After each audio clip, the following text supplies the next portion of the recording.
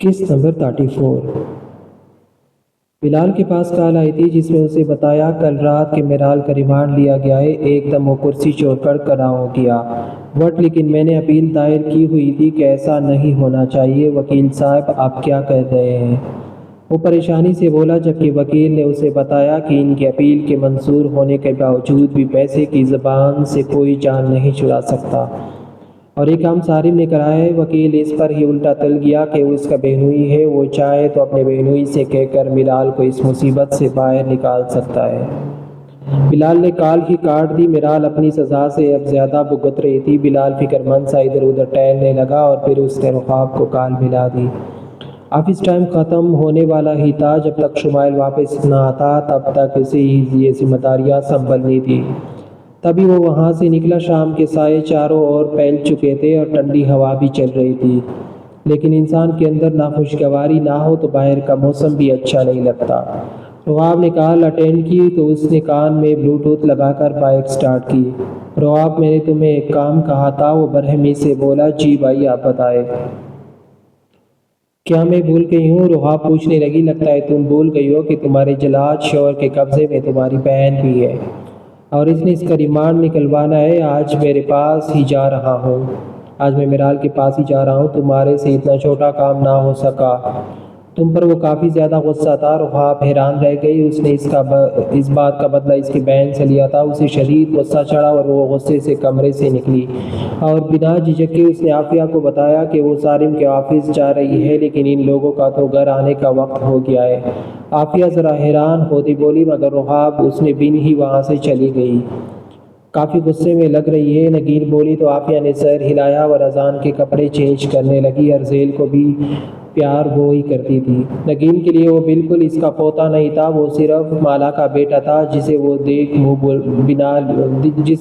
کر منہ بنا لیتی، پیار کبھی نہ کرتی۔ جبکہ دوسری طرف رحاب نے ڈرائیور کو کہا تو ڈرائیور وہاں سے گاڑی باہر نکال گیا۔ اگر کسی کا کردار ہی مشکوک ہو جائے اور واقعی اس گناہ میں ملوث ہو جس پر اس پر الزام ہے، تو اس سے بڑی موت اور کوئی نہیں۔ اینا اس وقت سے بس کمرے میں بند رو رہی تھی۔ وہ صرف اتنا سوچ رہی تھی، بخت نے جہان سے بات کی ہوگی، جہان اسے سب بتا دے گا۔ جہان ایسا انسان ہی نہیں تھا، وہ کسی کے راز رکھ لیتا۔ بھلے اس نے اس لڑکی سے اس کی جان ایک لمحے میں چھڑا دی تھی، لیکن وہ اسے کبھی نہ بخشا۔ وہ خوفزدہ سی بس اپنے گناہوں کی معافی مانگ رہی تھی۔ بخت کے ہوتے ہوئے وہ بہک گئی۔ یہ ظلم تھا، بخت کی محبت، اس کی دیوانگی کو جانتے ہوئے وہ کسی اجنبی سے بات کر بیٹھی۔ کیوں، کیا کمی تھی بخت میں؟ کچھ کمی تھی اس کی محبت میں، اس کی چاہت میں؟ کہاں اس نے اس کو چاہنے میں ذرا بھی کمی چھوڑی تھی؟ وہ اسے ایسا چاہتا تھا جیسے دیوانہ ہوا ان کا بیٹا تھا۔ سب کچھ ٹھیک تھا، لیکن اینا ٹھیک نہیں تھی۔ اس کا دل بار بار اسے کہہ رہا تھا کہ وہ بخت کو ساری حقیقت بتا دے۔ اس کا دل بار بار اسے اکسا رہا تھا، لیکن پھر کیا ہوتا؟ کیا ایک مرد یہ بات برداشت کر لیتا کہ اس کی بیوی اس کے ہوتے ہوئے کسی اور میں بھی ملوث رہی تھی؟ بھلے وہ 1 گھنٹہ ہی کیوں نہ ہو، یہاں تو پھر 1 مہینہ تھا۔ وہ اپنی اس کوتاہی پر خود کو جتنا کوستی کم تھا۔ وہ تن کرتی آفس میں داخل ہوئی تو اس نے دیکھا جہان، بخت، ریاض صاحب اور وجدان صاحب آفس سے باہر نکل رہے تھے۔ وہ شاید کچھ بات چیت کر رہے تھے۔ وہ جلدی سے چپ گئی کہ ان لوگوں کا نگاہ اس پر نہ جائے، اور جب وہ لوگ چلے گئے تو وہ غصے سے بھری اندر کی جانی پڑی۔ صارم کا آفس کہاں ہے؟ وہ بولی تو لہجے میں غصہ تھا۔ بیوی ہونے کا حق تھا۔ میڈم، آپ کون ہیں؟ شوہر ہیں وہ میرے۔ وہ آنکھ بھی گولا سے بولی، آپ صارم سر کی وائف؟ وہ لڑکی حیران تھی۔ اب تمہیں نکاح نامہ دکھاؤ۔ وہ مٹھیاں بھیج گئی۔ سوری میم، میں سر کو انفارم کر دیتی ہوں، کوئی ضرورت نہیں، راستہ بتاؤ بس۔ وہ بولی تو اس لڑکی نے اسے راستہ بتا دیا اور رحاب سیدھا آفس میں گھسی۔ اندر داخل ہوئی تو آفس کی لائٹس آف تھی، بس اس کی ٹیبل لیمپ آن تھا۔ ویسے بھی شام کے سائے تو پھیل ہی چکے تھے۔ اس کی چیئر کے پیچھے میرر وال سے دیکھنے والے آسمان پر بھی سیاہی پھیل چکی تھی۔ وہ آپ نے صارم کی سمت دیکھا۔ وہ اب بھی آنکھیں بند کیے ہوئے تھا۔ وہ اس کے نزدیک آئی۔ صارم نے ایک آنکھ کھول کر اسے دیکھا۔ اس کے ہونٹ پہ مسکراہٹ پھیل گئی تھی۔ یعنی تمہاری بہن کی چیخوں کی آواز میرے گھر تک پہنچ گئی ہے؟ وہ مسکرایا۔ اور رحاب کو معلوم نہیں لیا سوچی اس نے سالم کی چیئر کو بس ذرا سا اپنی سمیت مڑا اور سالم کی تائی پر بیٹھ گئی۔ اس کی گردن میں بازو ڈالے اور اس کی سانسیں سالم کی گردن پر پڑ رہی تھی۔ ہمت تو وہ کر چکی تھی لیکن اب جان جیسے ہاتھ پاؤں سے نکل رہی تھی۔ اس کی بے ترتیب سانسیں، اس کی نگاہوں کا جھکنا، اس کا کانپتا وجود جو وہ اچھے سے محسوس کر سکتا تھا۔ وہ اسے چپ چاپ دیکھ رہا تھا جبکہ رحاب میں اس سے زیادہ آگے بڑھنے کی ہمت نہیں ہو پا رہی تھی۔ جب سوچا اس نے یہی تھا کہ وہ جو چاہتا ہے وہ اس کے ساتھ کر لے اور اس کی بہن کو چھیڑ دے، لیکن وہ وہیں تھم گئی۔ اس کی دھڑکنیں شور مچانے لگی۔ اس کے جسم کا رواں جیسے سالم کی موجودگی کو، اس حرکت کو محسوس کر رہا تھا، اور یہ بات سالم بھی اچھے سے محسوس کر سکتا تھا۔ رحاب کے رک جانے پر اس نے دونوں ہاتھوں میں رحاب کی کمر کو جکڑا اور چیئر کو ذرا سا آگے کر کے اس کی کمر کو ٹیبل کے کنارے پر زور سے مارا۔ بے ساختہ اس کے لبوں سے تکلیف بھری آہ نکلی اور وہ زور سے آنکھیں بند کر گئی۔ مجھے غصہ یہی بات دلاتی ہے کہ اگر تم میرے قریب آتی ہو، یہ آنا چاہتی ہو، تو وہ تب بھی ہوتا ہے جب تمہاری بہن مشکل میں ہو۔ تو کیا ساری زندگی مجھے تمہیں اپنے قریب بلانے کے لیے پہلے تمہاری بہن کو الٹا ٹانگنا پڑے گا؟ پھر تم میرے نزدیک آؤ گی یا یہ سوچو گی کہ تمہیں مجھ سے محبت کرنی ہے؟ وہ اس کے کان کے نزدیک جھکا اور اس کی گولڈن بالی کو اس کے ہونٹوں چھو رہے تھے۔ اس نے اس کی کان کی لو اپنے ہونٹوں میں بھر لیا جبکہ رحاب کے اوزان خطا سے ہو گئے۔ اس نے سالم کی شرٹ کو جکڑا۔ سالم نے اس کا سر کانچ کی ٹیبل پر رکھا اور اس کی آنکھوں میں دیکھا۔ اس وقت وہ مکمل اس کے قبضے میں تھی۔ چالاک تو تم ہو، جانتی ہو کام کیسے نکلوانا ہے، لیکن میں بچہ نہیں ہوں جو تمہاری اس چال میں پھنس جاؤں گا، وہ سکون سے بولا جبکہ رحاب اب تک کان کی بالی پر اس کی لبوں کی حرکت میں کوئی سی تھی۔ مجھے کام کرنا ہے محترمہ، یہ آپ کا بیڈ نہیں ہے۔ وہ ایک آئی برو اچکا کر بولا، آپ ہی کو چھوڑ دیں۔ وہ سیدھی ہوئی اور اس کے چہرے کے نزدیک آ گئی۔ سالم نے البتہ چیئر پر پیچھے سر ٹکا لیا۔ بالکل، مجھے اسے رکھ کر کون سا فائدہ ہو رہا ہے، لیکن یہ تم پر ڈیپینڈ کرتا ہے، تم کتنی جلدی اپنے بہن کو نکلوانا چاہتی ہو۔ تو میں اور کیا کروں؟ کنفیوز اسے دیکھنے لگی۔ تمہارا پہلا کام مجھ سے محبت کرنا ہے۔ اس کی کمر پر ہاتھ رکھ کر خود سے نزدیک کر گیا۔ رحاب ایک دم اس سے دور ہوتی کھڑی ہو گئی۔ سالم نے بالوں میں ہاتھ پھیرا، اگر آپ نے آپ ہی کو ابھی بھی نہیں چھڑایا تو میں ادھر ادھر دیکھنے لگی۔ یہ رہی چھری کافی شارپ ہے، رگیں کاٹ لوں، وہ رہی کڑکی کود جاؤں، اس دراز میں رسی بھی ہے، میں پنکھا بھی مضبوط ہے، لٹک جاؤں، اور بھی آپشن ہے میرے پاس، سننا چاہو گی؟ وہ سکون سے بولا اور جبکہ رحاب کو اب رونا آنے لگا۔ سالم پلیز آپ ہی کو چھوڑ دے۔ وہ اس کے پاس اس کے قدموں میں بیٹھ کر اس کی منت کرنے لگی۔ سالم کو یہ بات بالکل پسند آئی۔ وہ چیئر چھوڑ کر خود بھی اس کے ساتھ بیٹھ گیا۔ اس کی آنکھوں میں آنکھیں ڈالے وہ اس کی منت دیکھ رہا تھا۔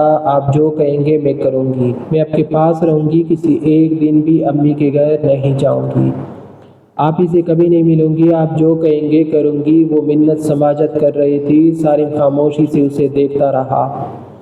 آپ دوڑے، آپ غصے سے بولی دوڑے؟ سالم کو سمجھ نہیں آیا۔ بہرے وہ منہ بنا کر بولی جبکہ سالم نے ہنسی روکی نہیں، تم منت کرتی ہوئی اچھی لگ رہی تھی تو میں نے سوچا تھوڑی اور کر لو، ٹھیک ہے؟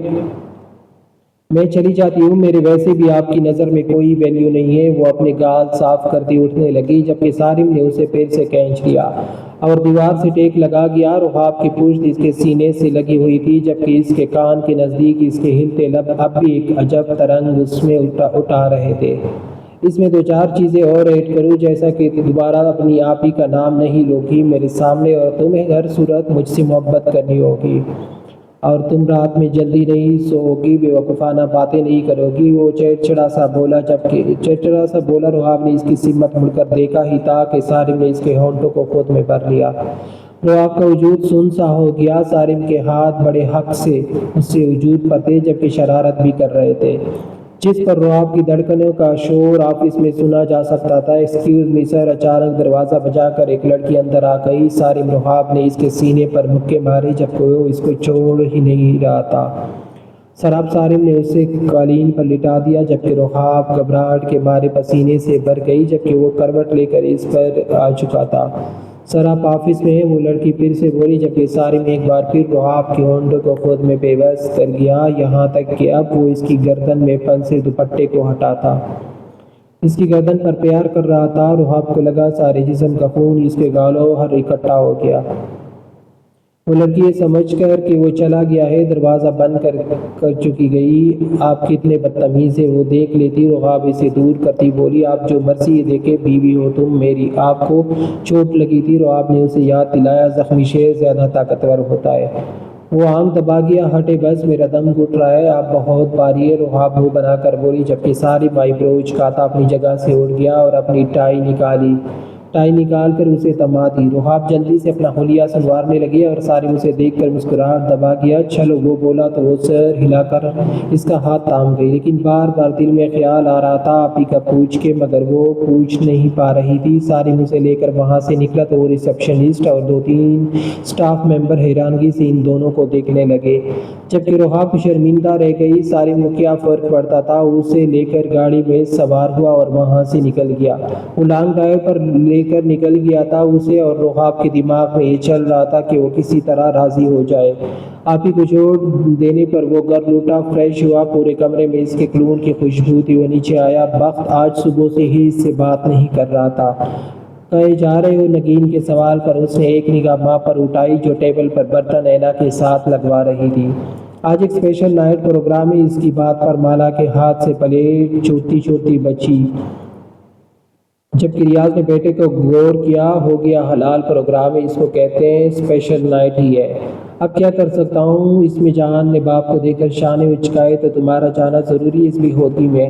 ریاض نے بولا، جبکہ وجدان کی بھی گوری اس پر تھی، میں نہیں جاؤں گا تو پورا کس طرح ہوگا؟ وہ بڑبڑایا، کیا مطلب؟ وجدان نے غصے سے دیکھا، میرا مطلب حلال پروگرام ہے، اللہ کی رضا سے ہو رہا ہے۔ اپنی مسکراہٹ ضبط کرتا منہ میں چکن رکھ گیا، کیا بکواس ہے، اس کا نام اسپیشل نائٹ ہے؟ ریاض کے متنگی ہی لگے۔ اب میں کیا کر سکتا ہوں اگر اس کا نام ہی یہی ہے؟ آپ لوگ بس غصہ کرتے رہے، سمجھنے والے سمجھ بھی جاتے ہیں۔ اس نے مالا کو دیکھا جو وہاں سے غائب ہو گئی، آوارہ ہو چکا ہے۔ تمہارا بیٹا اس پر بیوی کا پہرا بٹھاؤ تاکہ انسان کے بچوں والی زندگی گزارے، ریاض صاحب غصے سے بولے تو جہان ہنسنے لگا۔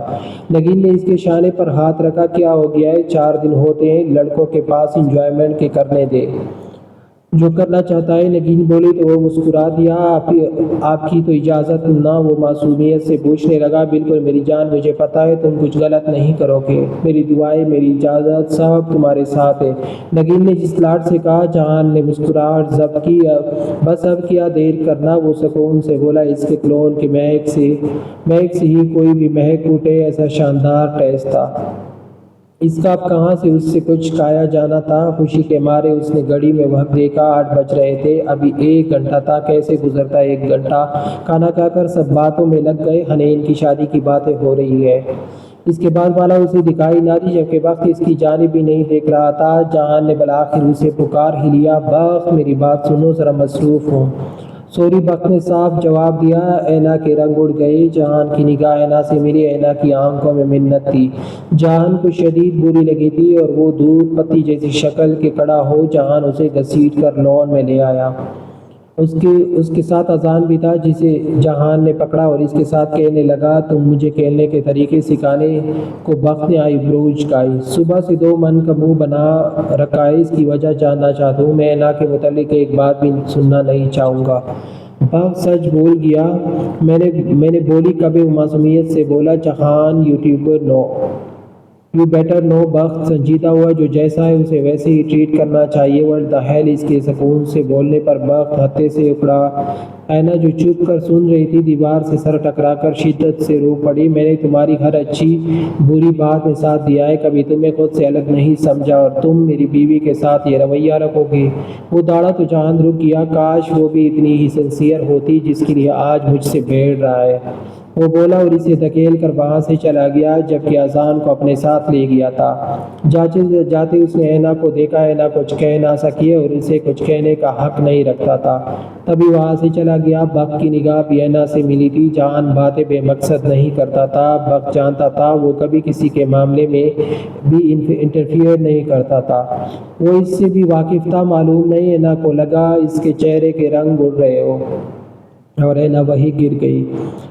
وہ دوڑ کر اس تک پہنچا، سارے گھر میں اینا کی طبیعت کی خرابی پھیل چکی تھی، سب اکٹھے ہو گئے سوائے جہان کے جو لاؤنج میں ہی بیٹا اذان کو موبائل چلانا سکھا رہا تھا۔ ڈاکٹر کو کال کرو، وقت کیا ہو گیا ہے، بچی کا رنگ پھیکا پڑ گیا ہے۔ عافیہ فکر مندی سے بولی، اینا سے مسائل اس کے کبھی اس وقت ختم ہو جاتے تھے جب بات اس کے پوتے پر آتی تھی۔ وقت نے کال کیا اور ڈاکٹر کو بلا لیا۔ مالا بھی پریشانی سے اینا کے کمرے میں جانے لگی۔ جہاں سب تھے وہ ہیلو ہیلو، رک جاؤ، اس فضول سے کام کے لیے میرا ٹائم ویسٹ نہ کرو، جاؤ تیار ہو جاؤ۔ اچھا صاحب 9 بجے میں 10 منٹ ہے۔ بس جہان نے اسے روکا، مگر اینا اس کی طبیعت خراب ہے۔ مالا پریشان سی ہو اٹھی، باڑ میں جائے وہ غور کر بولا، آپ بہت مطلبی ہے۔ مالا کی آنکھیں بھیگ گئی، ایک جاپڑ گھما کر ماروں گا، گھومتی گھومتی گھر سے باہر ملو گی۔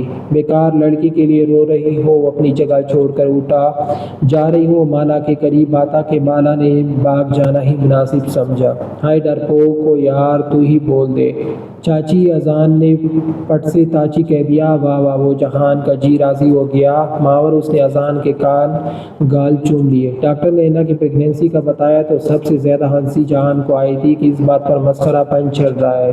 تو میری آس بڑھ کے سوری، میں تو سپیڈ پر حیران ہوں اپنے لونڈے کی۔ وہ کہا لگا کر ہنسا۔ وقت نے کہا جانے والی نگاہوں سے دیکھا، میرے یار ابھی کھانے کا وقت نہیں مجھے، وہ کہہ کر بنا مبارک باد دیے وہاں سے چلا گیا، جبکہ باقی سب خوش ہو گئے۔ لیکن وقت معلوم نہیں خوش کیوں نہیں تھا۔ وہ جہان بچپن سے ساتھ تھے، نہ چاہتے ہوئے بھی وہ جہان کی بات، اس کے انداز اور اس کے الفاظ پر توجہ دینے پر مجبور تھا۔ 9 بج گئے۔ وہ فوراً کمرے کی سمت بڑھا تو کچن میں مالا دیکھ گئی۔ یہ لڑکی اسے صرف غصہ دلاتی تھی۔ کیا کر رہی ہو یہاں؟ وہ غصے سے بولا۔ وہ میں اینا کے لیے سوپ۔ وہ کیبنٹ پر اس کے سامنے بیٹھ گیا۔ جہاں کوئی دیکھ جان کہو تو ٹوک گیا۔ مالا نے جان چھڑانے کے لیے جان کہہ دیا۔ وہ سینے پر ہاتھ رکھتا خوش ہو گیا۔ اچھا، نائٹ پینٹ کھانے کے لیے پورا اہتمام ہونا چاہیے۔ اوکے، میرے لیے کافی لے آنا اور تم کچھ کھا پی کر آنا۔ بے ہوش ہونے کا ڈرامہ کیا تو لاش اٹھا کر امی کے بیڈ پر سجا دوں گا، سمجھی؟ وہ غور کر وارن کر رہا تھا۔ میں آؤں گی ہی نہیں، مالا دور ہوتی بولی۔ جب جہان جب لگا کر اترا، اماں وہ چلایا، اماں ذرا کچن میں، اور مالا نے اس کے ہونٹوں پر اپنی انگلیاں رکھ دی۔ جاؤں گی، پلیز چیخنا بند کرے، سب آ جائیں گے۔ وہ رونے والی ہوئی، جبکہ جہان نے اسے شیلف سے لگا دیا، یعنی وہ اتنا قریب کھڑا تھا۔ ویری گڈ، اس نے مالا کے پیٹ پر زور سے چٹکی بھری۔ آئی مالا تب ملائی، واقعہ واضح ہے، مزہ آئے گا۔ وہ دوبارہ سے پوری زور سے چٹکی بھر کر وہاں سے چلا گیا، جبکہ مالا درد سے اپنے آنسو روکنے لگی۔ اس نے اینا کو سونپ دیا اور اپنے پوزیشن میں آ گئی۔ شیشے میں اس نے اپنی شرٹ کو تھوڑا سا اونچا کر کے دیکھا تو اس کی پیٹ پر نشان بن گئے تھے۔ ابھی تو کچھ نہیں ہوا تھا تو مالا اتنا رو رہی تھی؟ مالا نے ارزیل کو دیکھا اور بچوں کی طرح چہرے پر دونوں ہاتھ رکھے رو دی۔ ارزیل، آپ جلدی سے بڑے ہو جاؤ، مجھے اس آدمی کو پٹوانا ہے، وہ بیٹے سے بولی۔